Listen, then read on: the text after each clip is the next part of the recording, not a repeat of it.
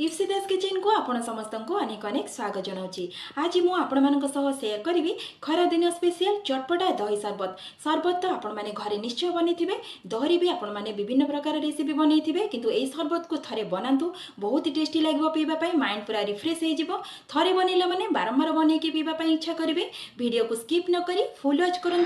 आज भिडियोटी जदि भल लगे चैनल को लाइक शेयर और सब्सक्राइब करने तेज चलते स्टार्ट करवा आज रेसिपी।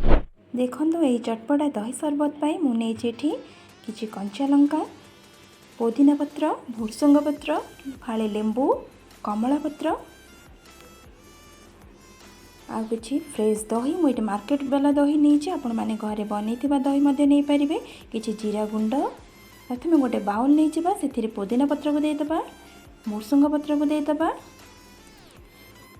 लंका गोटा को देदेबा, कमला पत्र को देदेबा, ताको टिके प्रेस करने। देखो हेमदस्तार पुआ साहाଯ୍य मुझे प्रेस कर नौची। आपण मैंने चाहिए हेमदस्तार छेचिकी नहीं पारे। तापर से अल्प पानी देदेबा,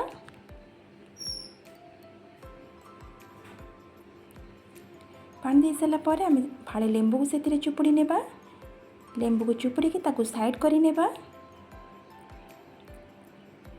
तापर जो दही की नहीं थी मुझे मिक्सिंग जार देदेबा, कि आइस क्यूब को देदेबा, 1 बाउल पानी को देदेबा,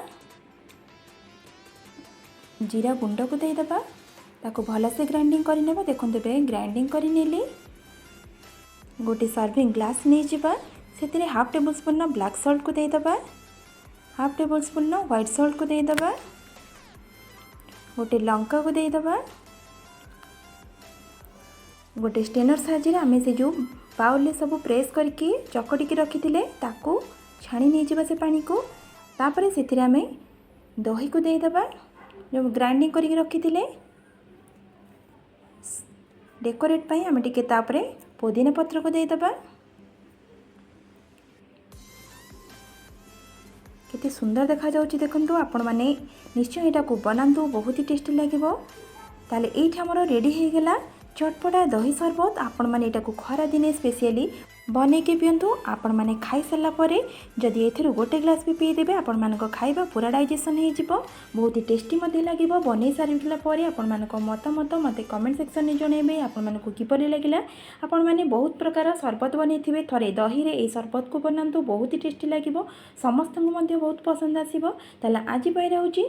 नमस्कार, बाय, जय जगन्नाथ।